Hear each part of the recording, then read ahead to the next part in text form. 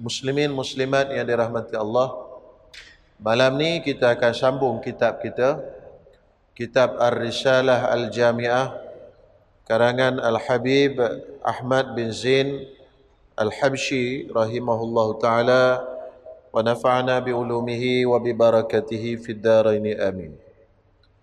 Jadi malam ni kita akan sambung pada perkara-perkara yang membatalkan wuduk.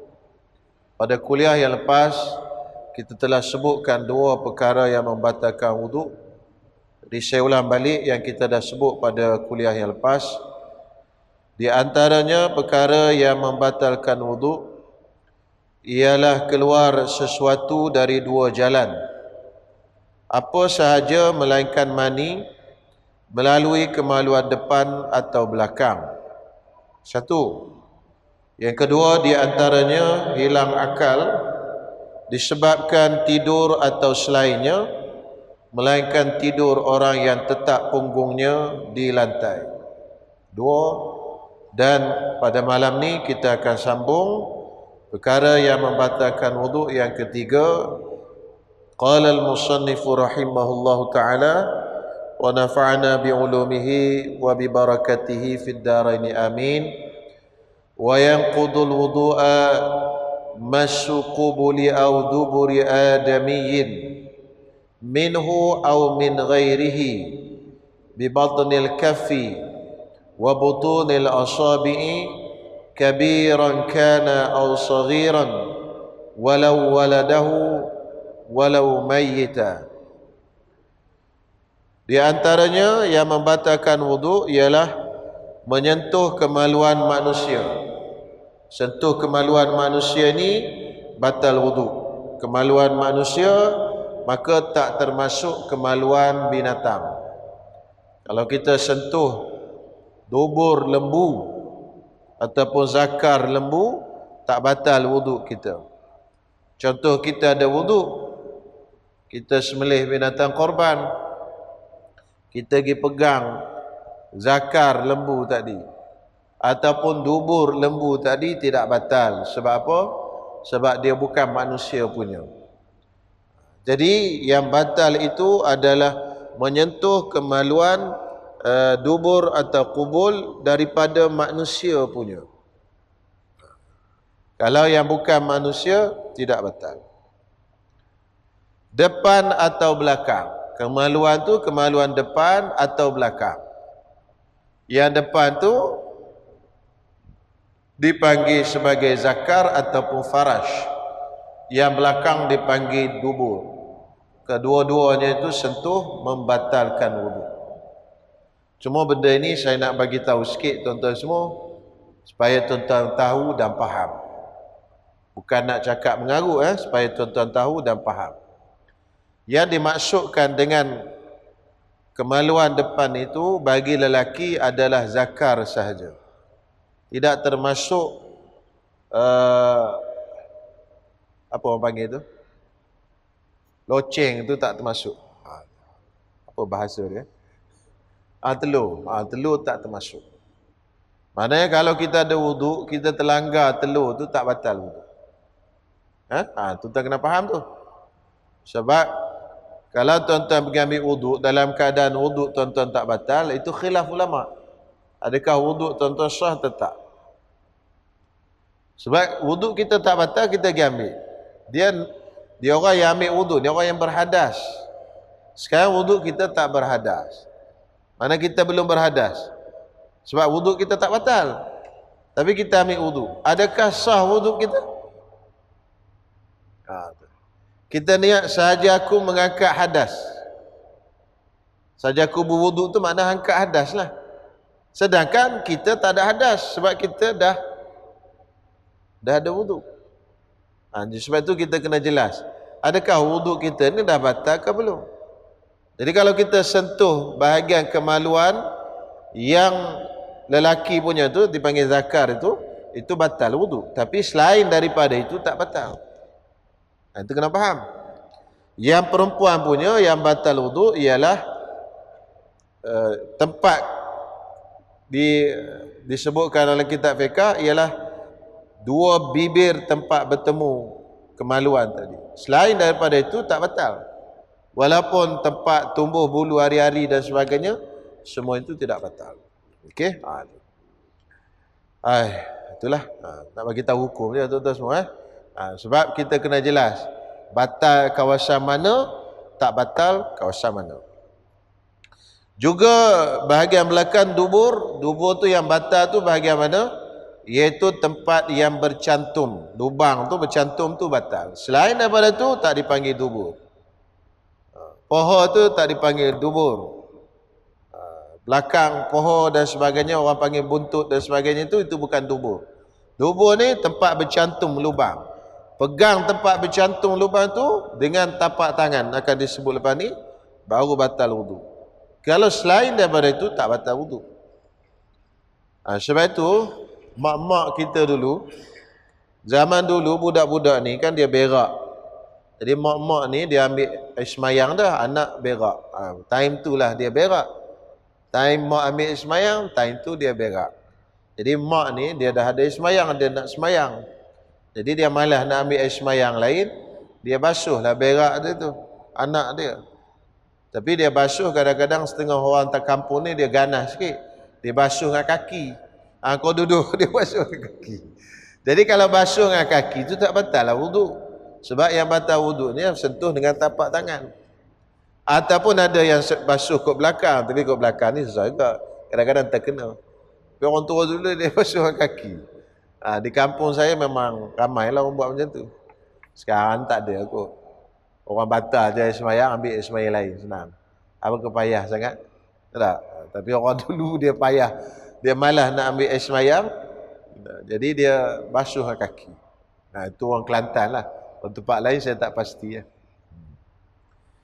Jadi tuan-tuan, yang batal wuduk itu kalau sentuh tadi itu kawasan dia, kawasan yang batal wuduk.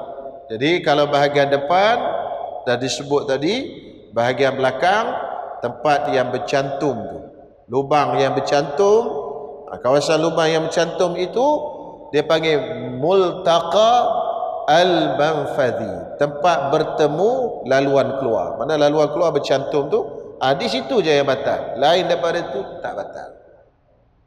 Okey, baik. Batal tu tadi sama ada kemaluan dirinya sendiri atau orang lain. Dia sentuh kemaluan diri dia pun batal, dia sentuh kemaluan orang lain pun batal. Sebab tu kalau kita basuh berak budak, kita basuh kencing anak kita, bila kita pegang bukan kemaluan kita, kemaluan orang, batal. Kemaluan kita pun batal juga. Kenapa batal? Kerana ada hadis Nabi SAW, "Man massa zakarahu falyatawadda." Barang siapa sentuh zakarnya, kata Nabi, maka hendaklah dia berwudu. Ini menunjukkan sentuh zakar ni batal wudu. Maka ulama kias. Yang pertama, kemaluan perempuan pun sama. Sebab kemaluan perempuan pun kemaluan juga, lelaki pun kemaluan juga. Maka sama juga batal wudu. Dubur pun sama, tuan-tuan semua, batal wudu juga. Kenapa? Kerana dia tempat yang dikira sebagai masjid ni payah sikit lah nak cari ayat yang sesuai. Dikira tempat yang digunakan orang untuk mengambil syahwat, dan juga tuan-tuan semua ada beberapa kes hukum menyetubuhi melalui belakang itu sama seperti setubuh kat depan. Okey, ada beberapa kes. Contoh dia menikah tapi dia setubuhi isteri dia melalui belakang, tuan-tuan semua. Kemudian bercerai. Adakah kena iddah perempuan tadi? Itu bukan nak suruh setubuh, tapi nak bagi tahu, bukan nak suruh buat macam tu. Kalau menikah tapi tak bersama, bercerai, perempuan tak ada iddah. Besok tu boleh dia menikah lain dah. Sebab perempuan dia ada iddah kerana dia bersetubuh dengan suami dia. Dan sekarang ni suami dia setubuh dia kok melalui jalan belakang. Adakah lepas dia bercerai dia kena beredah atau tak beredah? Itu soalan dia. Hakim tanya, awak bersama tak dengan suami awak? Bersama tu hakim. Tapi suami saya ni gila sikit, dia bersama kat belakang. A'udzubillah min zalik. Baik, perempuan tadi kena iddah tak? Jawapan dia, ya, dia kena beriddah. Jawapan dia kena beriddah. Sebab tu dalam serta-serta kes bersama melalui laluan belakang walaupun haram, tapi dikira ada beberapa kes dikira seperti bersama di laluan depan. Gitu. Oleh itu sentuh bahagian belakang itu pun batal wudu juga. Jadi kiaslah. Maknanya Nabi sebut satu benda je, zakar, sentuh zakar batal wudu. Maka dikias kepada kemaluan perempuan dan juga bahagian tubuh. Baik, kemaluan orang lain yang Nabi sebut kemaluan diri sendiri, kemaluan orang lain Nabi tak sebut. Maka ulama kata kias aulawi. Kalau kemaluan sendiri pun dah batal, apatah lagi kemaluan orang lain. Macam itulah. Dalam Quran pun ada kes macam tu. Allah Taala kata, wala taqul lahuma uffin wala tanharhuma. Jangan kamu kata kepada kedua ibu bapa kamu uff, dan jangan kamu sergah dia. Baik, kalau kata uff pun dah tak boleh, sepak pukul lagi tak boleh. Itu dia panggil kias aulawi. Maknanya lebih utama lagi tak boleh. Kalau kata uff pun tak boleh, maki hamu, pukul, sepak lagilah tak boleh. Jadi kalau sentuh kemaluan kita pun batal wudu, kemaluan orang lain lagilah batal wudu. Sebab orang lain punya, bukan kita punya. Gitu maksudnya. Boleh tuan-tuan semua? Jadi semua itu berdasarkan kepada dalil-dalil hadis Nabi SAW. Yang satu tu keluar hukum macam-macam. Itu ulama fiqh lah buat keluar hukum tu. Jadi bukan senang tuan-tuan semua, payah nak keluar hukum tu. Kita ambil hukum je. Nak bawa keluar tu tuan-tuan semua kena banyak alat-alat ilmu-ilmu lain dan kepandaian-kepandaian lagi lah. Baik, jadi sentuh yang batal tadi dengan perut tapak tangan dan perut jari jemari tangan. Perut tapak tangan ni, perut jari jemari ni. Ini je tuan-tuan semua, kalau kita letak macam ni, yang bertangkup itu perut tapak tangan dan perut jari. Yang bertangkup, yang bersentuhan tu, yang tu saja batal. Kalau kita sentuh dengan tepi ni, contohlah kita ambil air semayang dah, kita duk lap, telanggar tuan-tuan semua, kemaluan kita telanggar dengan bahagian belakang ni, kukuk telanggar, tak batal wudu. Ataupun telanggar bahagian depan, tak batal wudu. Telanggar bahagian sini, semua tak batal. Ni je yang batalnya. Tengok ni, yang bersentuhan tu. Nampak bersentuh? Ibu jari buat gini. Yang bersentuhan tu, itu saja yang batal wudu. Yang tak bersentuhan tu tak dikira sebagai tapak tangan. Boleh tuan-tuan? Jadi sebab tu orang kampung tu dia basuh berak anak dia dengan belakang tu. Tak batal. Boleh? Pandai tuan-tuan semua basuh berak dengan belakang tapak tangan? Boleh? Ni kena praktik juga kot. Baik, jadi yang seterusnya, sama ada kemaluan itu kemaluan orang dewasa. Kemaluan orang dewasa makna orang besar dah balik, ataupun kanak-kanak. Walaupun baru lahir, anak lahir semalam, kita dah sentuh ada semayang, budak tu punya kemaluan, baru lahir semalam, kita pergi sentuh, dah batal wudu. Jangan kata alah budak pun tak ada rasa apa, tak kira, sentuh kemaluan. Yang penting sentuh kemaluan. Sebab tu dia kata dewasa maupun kanak-kanak sekalipun kemaluan anaknya sendiri, walaupun kemaluan anaknya sendiri tetap batal tuan-tuan. Jadi kemaluan anak baru lahir anak tu, bapa dia pun pegang kemaluan, kan? Ada air semayang pegang kemaluan, batal lah apa benda air semayang tadi. Mak dia pegang, batalah air semayang mak dia. Tapi mak dia kalau satu hari tak ada air semayang lah kan, baru satu hari. Sebab biasanya satu hari dia ada nifas, nak ada air semayang macam mana? Bapak dia lah yang ada air semayang. Bapak dia nak pergi semayang, tengok anak dia tu main dulu, tersentuh pula kemaluan anak dia, tersentuh zakar anak dia tadi dengan tapak tangan, batalah wuduknya tadi. Walaupun baby itu tadi baru usianya 1 hari. Okey, dia tak kira besar atau kecil. Sekalipun kemaluan anaknya dan juga ataupun mayat, kemaluan mayat. Mayat pun batal juga tuan-tuan semua ismayam. Dan tuan-tuan semua haram bila kita nak sentuh kemaluan mayat, dia hukum dia haram kita sentuh tak berlapik. Mayat ni, kalau tuan-tuan nak mandi mayat, wajib tuan-tuan pakai sarung tangan. Sama ada orang yang mandikan itu adalah suami atau isteri sekalipun, apatah lagi orang luar, wajib pakai sarung tangan. Sebab apa? Sebab mayat apabila dia mati, mayat memang matilah kan. Seorang tu apabila dia mati, maka hubungan suami isteri dia dah tak sama macam hidup. Masa hidup dia boleh tengok dan boleh sentuh seluruh tubuh bini dia. Cuma tengok tu ada ulama yang kata makruh, tapi tak haram. Dia boleh tengok, dia boleh sentuh seluruh tubuh isterinya, seluruh tubuh suaminya. Satu manusia yang tidak ada aurat dengan kita ialah isteri kita. Dan kalau zaman dulu ada satu lagi, iaitu hamba kita, hamba perempuan. Hamba perempuan boleh kita setubuhi dia. Itu tak ada dah sekarang, tutup cerita tu dulu. Tak payah ceritakan cerita pening kepala pula.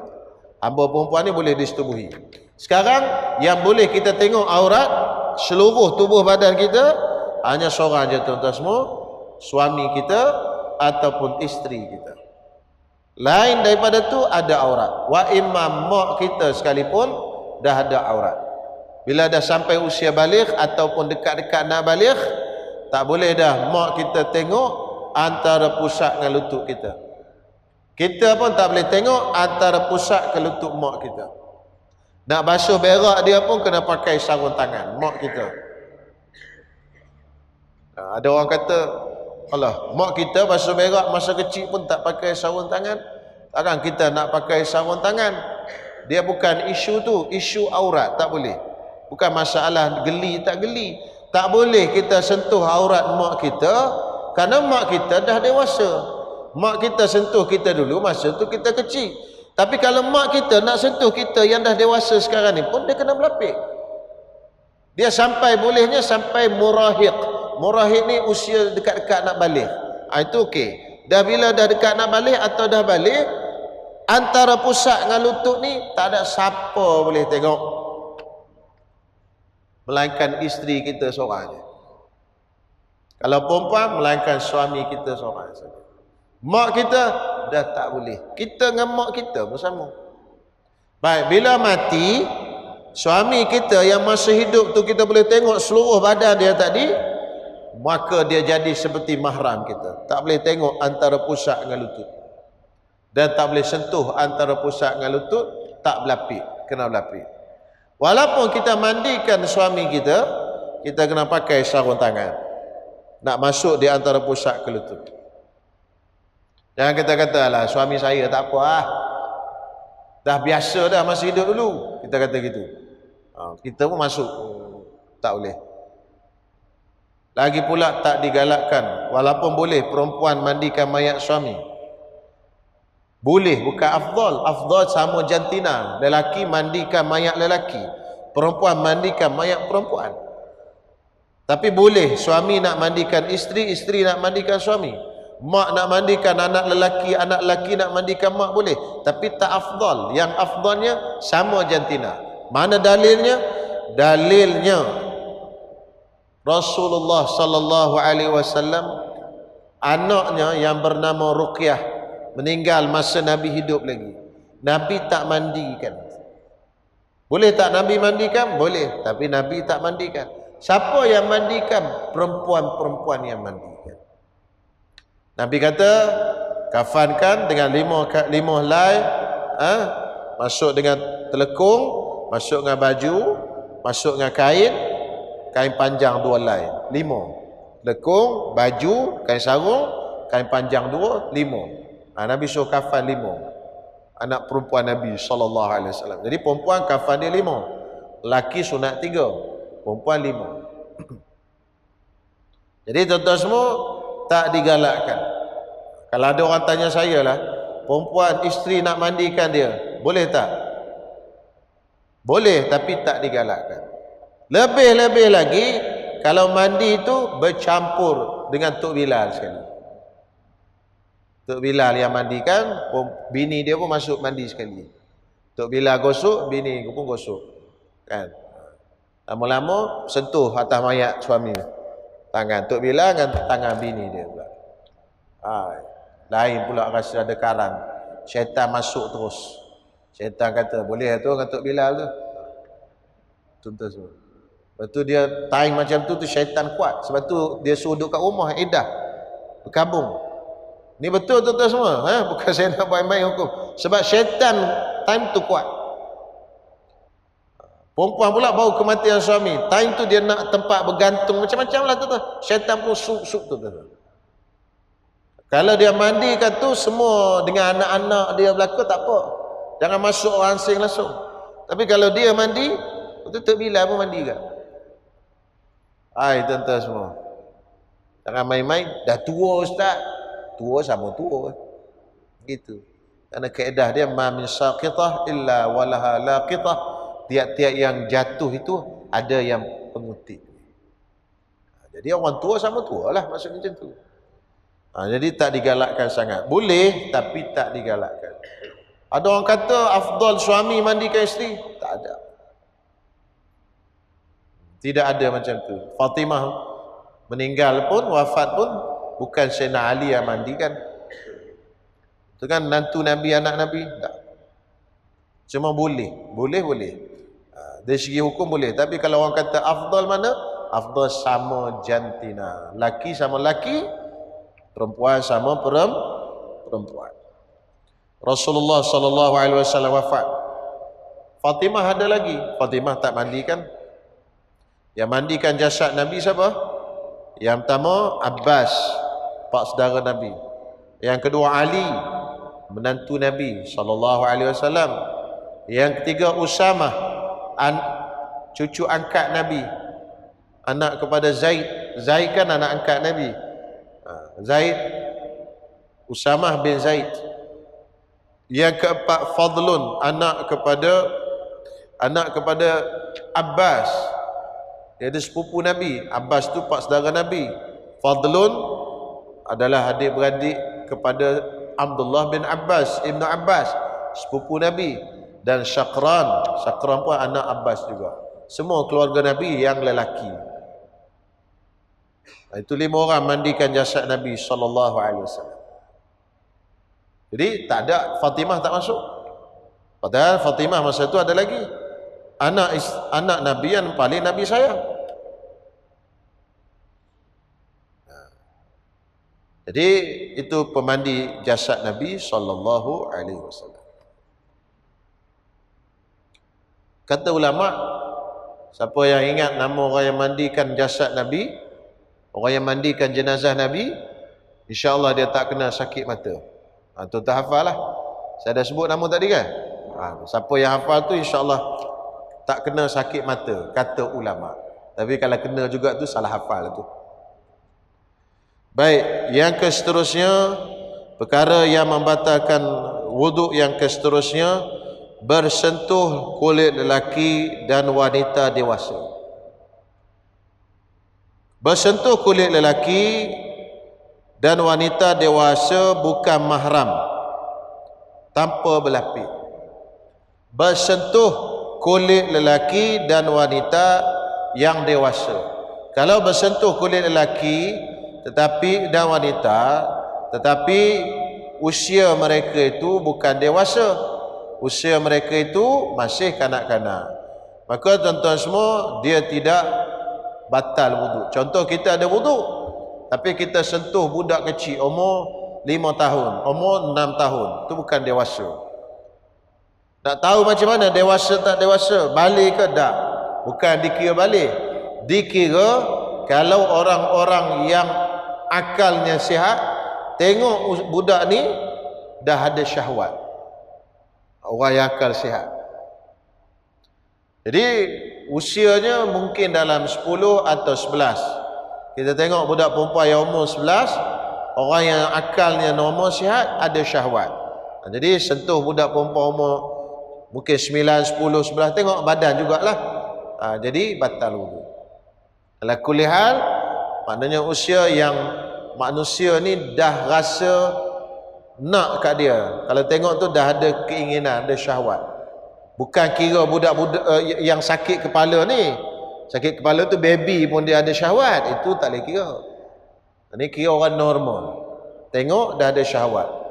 Mungkin kalau orang Melayu kita budak perempuan umur 10, 11 tu. Sebab orang Melayu kita kecil. Kalau orang Arab mungkin dia awal sikit, 9 ke. Wallahu alam. Jadi sentuh budak yang masih usia budak, itu tak batal. Mesti kedua-duanya dah dewasa. Perempuan dewasa, lelaki pun dewasa. Bersentuh tu tadi antara lelaki dengan wanita. Kalau lelaki sama lelaki tak batal. Wanita sama wanita pun tak batal. Khunsa dengan khunsa pun tak batal. Khunsa ni maknanya yang ada dua alat, tak batal. Mesti lelaki dan perempuan yang jelas. Kemudian bukan mahram. Maksudnya yang kita bersentuh tadi tu yang bukan mahram. Kalau mahram tak batal. Contohnya mak kita, kita sentuh dengan mak kita, tak batal. Kita sentuh dengan anak saudara kita. Anak saudara maksudnya anak kepada adik-beradik kita. Tak kisahlah adik-beradik belah ayah, adik-beradik belah mak, adik-beradik si ibu sebapak, sebapak si ibu saja. Tak kisah. Anak saudara belaka tu dia panggil. Kita dengan mak dia tu adik-beradik si ibu je. Mak dia sama. Ayah lain-lain. Anak dia tetap anak saudara kita. Walaupun adik-beradik si ibu. Itu anak saudara. Okey? Mak saudara. Adik-beradik mak kita, mak saudara. Tak kira lah adik-beradik mak kita tu si ibu sebapak ataupun si ibu ataupun sebapak saja. Adik-beradik ayah kita tu mak saudara. Tak kisahlah dia adik-beradik si ibu sebapak ke, sebapak ke, si ibu saja. Maksudnya mak sama, bapak lain. Tu semua tu mak saudara kita berlaku. Okey, jadi bukan mahram. Mahram yang kedua disebabkan susuan. Susuan ni macam mana? Kita menyusu. Kita menyusu dengan satu perempuan. Maka perempuan tadi mak susuan kita. Suami dia bapa susuan kita. Mak kepada mak susuan kita, nenek kita, nenek susuan. Buang susuan belakang, nenek. Nenek susuan. Buang susuan tu hukum sama, nenek.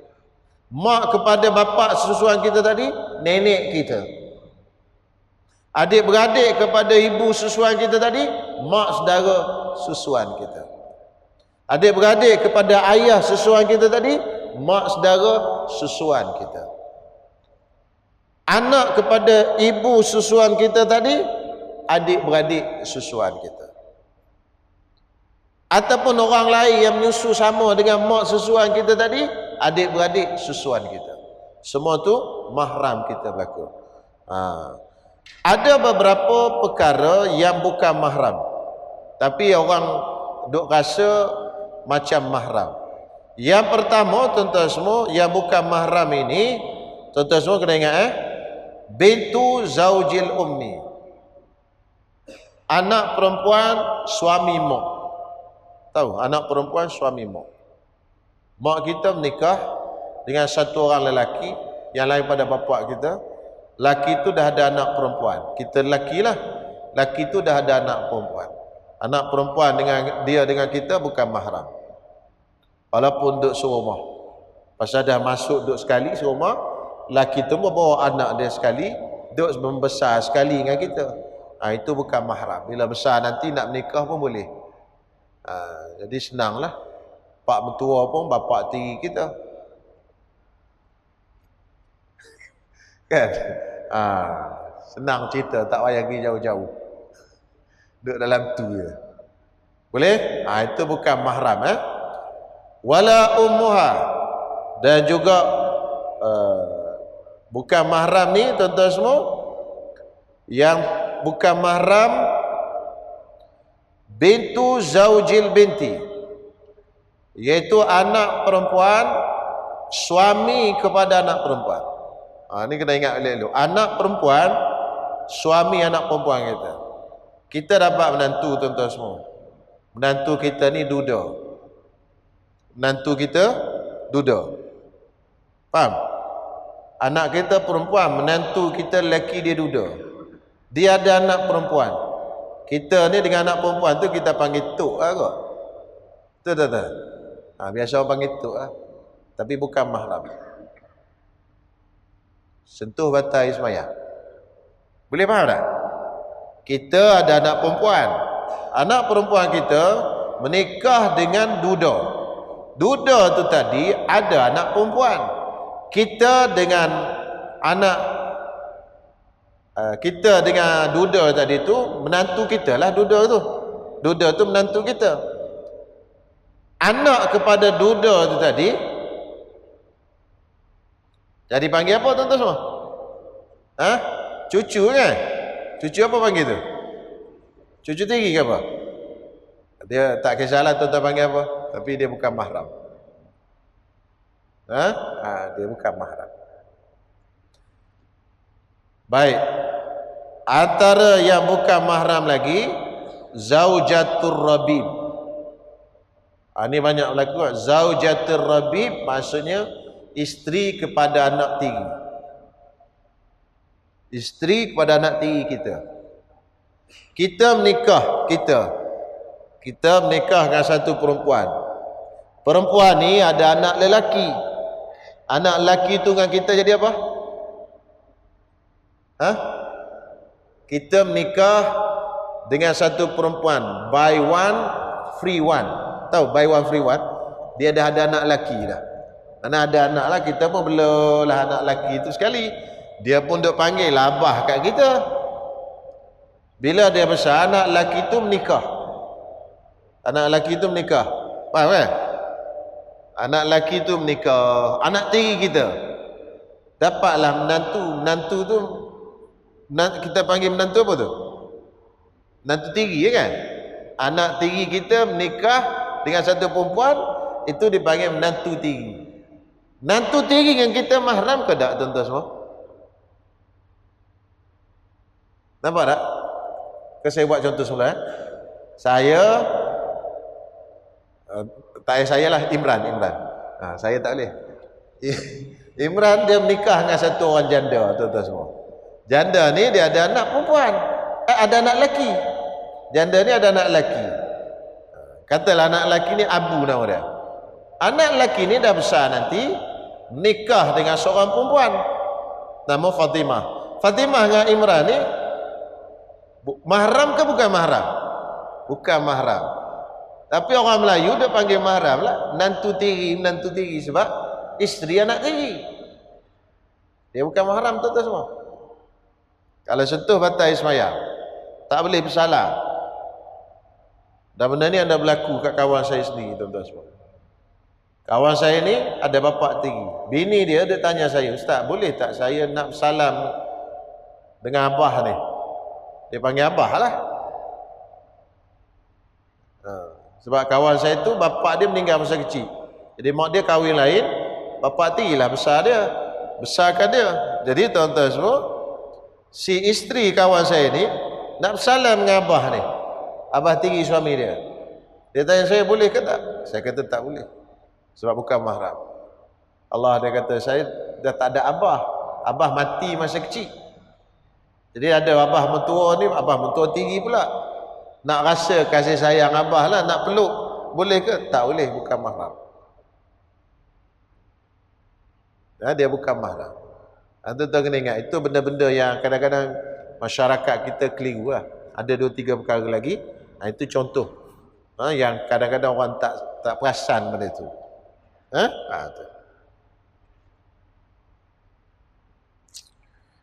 Jadi yang mahramnya siapa? Yang mahramnya pertama, kalau yang jenis menikah tadi, yang mahramnya pertamanya mak tiri kita. Maknanya isteri bapa kita.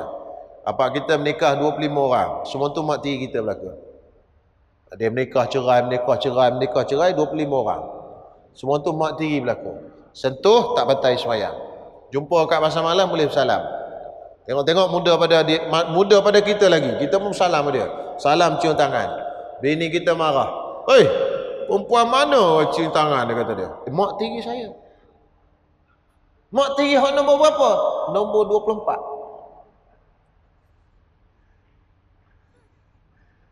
Tak apa. Boleh. Tak boleh menikah selama-lamanya. Mak tiri kita selama-lamanya. Tak boleh duk mengorat. Nak menikah pun tak boleh. Walaupun tak bersama, ayah tak bersama dengan dia pun tak boleh. Dia mak tiri. Yang kedua, tuan-tuan semua, menantu. Menantu kita lah. Menantu anak betul. Yang ketiga, isteri bapa kan? Yang ketiga apa? Alah, tak datang pula dah. Yang keempatnya, anak tiri. Anak tiri ni iaitu kita menikah dengan satu perempuan. Perempuan tu dah ada anak perempuan. Anak perempuan tadi anak tiri kita. Tapi syarat anak tiri tadi, dia kena bersama dengan mak dia dulu baru jadi mahram. Kalau tak bersama tak jadi mahram.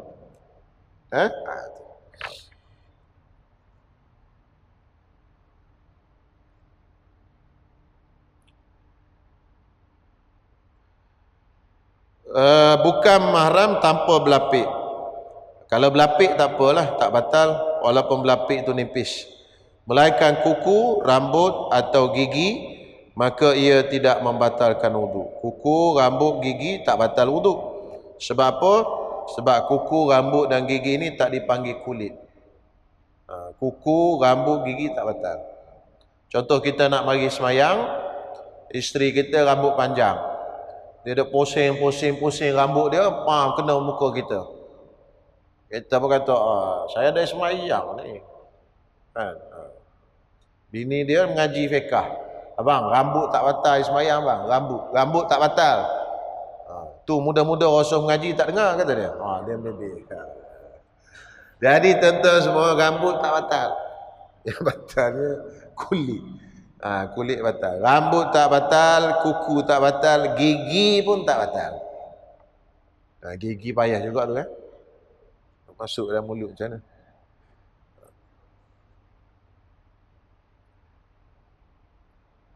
Kemudian tuan-tuan semua,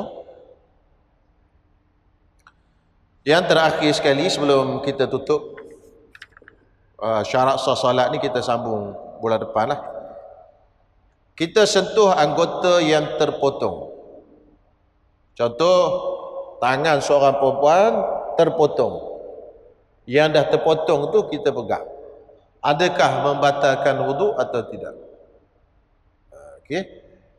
Bahagian anggota perempuan, kalau dia bersambung kita sentuh batal wudu. Tapi sekarang ni dia terpotong. Adakah membatalkan wudu? Jawapannya tidak membatalkan wudu.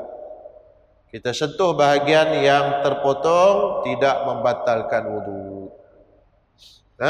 Tetap batal. Contoh doktor kerak kaki. Kemudian doktor tu pegang kaki makcik tu. Pegang kaki tak pakai sarung tangan lah. Dia pegang kaki, batal tak wudu? Kalau dia pegang makcik tu batal wudu. Sekarang dia pegang kaki makcik tu, tak batal wudu sebab yang dah terpotong. Jadi anggota yang terpotong tidak membatalkan wudu melainkan satu saja, iaitu kemaluan. Kalau kemaluan batal wudu. Contoh dia dah terpotong, kita pegang tetap batal wudu. Pegang masa bersambung pun batal, pegang masa terpotong pun batal. Tapi anggota badan kalau terpotong dia tidak batal. Dia yang batalnya ketika dalam keadaan bersambung. Okey? Kemudian tuan-tuan semua, insya-Allah pada kuliah akan datang kita akan sambung syarat-syarat sah salat. Jadi syarat sah solat berbeza daripada rukun solat. Kedua-duanya wajib kena ada, tapi beza syarat sah dengan rukun. Syarat sah dia sebelum daripada semayang, rukun dalam semayang. Contoh syarat sah semayang menghadap kiblat, kena ada sebelum semayang, hadap kiblat sebelum semayang, kemudian berterusan sampai ke dalam semayang. Adapun rukun ketika semayang. Yang kedua, syarat ni tuan-tuan semua, dia benda yang lebih besar lagi daripada rukun. Syarat ini kalau kita buat tuan-tuan semua, kita kena buat berterusan sampai ke akhir semayang. Sebagai contoh, syarat sah semayang tutup aurat, dia kena ada daripada awal semayang sampai ke akhir semayang. Kalaulah terbuka aurat itu di tengah semayang, maksudnya aurat kita terbuka tengah semayang, ataupun ada orang buka, tuan-tuan semua, batallah semayang kita. Kenapa? Kerana syarat sah semayang ni mesti ada daripada awal sampai akhir. Contoh yang kedua, syarat sah semayang ni mesti menghadap kiblat. Kalaulah dalam semayang tu lari kiblat kita, tuan-tuan semua, maka batallah sembahyang kita. Contoh, kita semayang ni macam ni, tuan-tuan semua.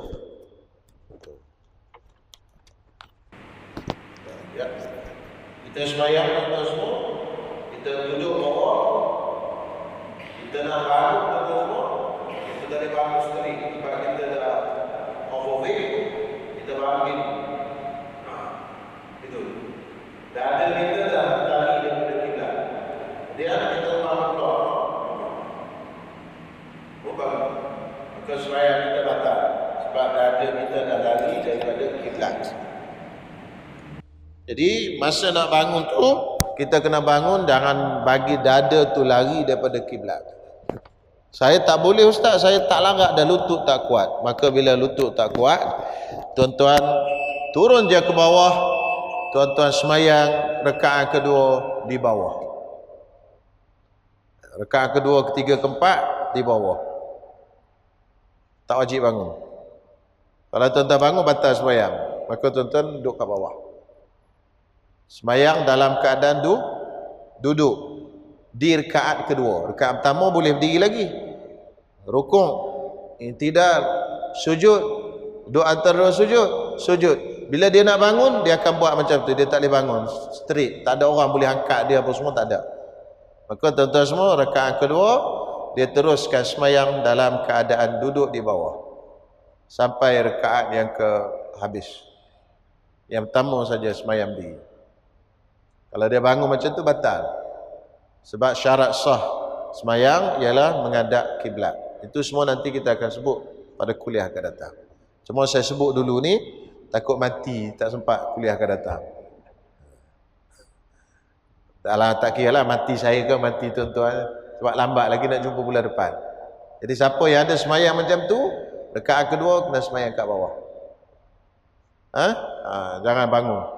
Kalau bangun batal semayang. Sebab syarat sah semayang tu menghadap kiblat. Dan menghadap kiblat tu kena daripada awal sampai akhir semayang. Sebab dia syarat, dia tak boleh hilang langsung. Syarat ni daripada awal sampai akhir. Syarat sah semayang kena suci daripada hadas kecil, hadas besar. Kalau tengah semayang kentut, dah berhadas dah, batal semayang. Sebab syarat ni daripada awal sampai akhir, istimrar, berterusan. Okey, insya-Allah. Wallahu alam. Jadi cukup dulu setakat ni malam ni. Kita jumpa bulan depan, insya-Allah. Bismillahirrahmanirrahim. Alhamdulillahirabbil alamin. Wassalatu wassalamu ala asyrafil anbiya'i wal mursalin wa ala alihi wa sahbihi ajmain. Rabbana anfa'na bima 'allamtana. Rabbana 'allimna ma yanfa'una. ربنا فقهنا فقه أهلنا وقربات لنا في ديننا اللهم اهدنا بهداك واجعلنا ممن يسارع في رضاك ولا تولنا وليا سواك ولا تجعلنا ممن خالف أمرك وعصاك وحسبنا الله ونعم الوكيل وصلى الله على سيدنا محمد وعلى آله وصحبه وسلم Walhamdulillahi rabbil alamin.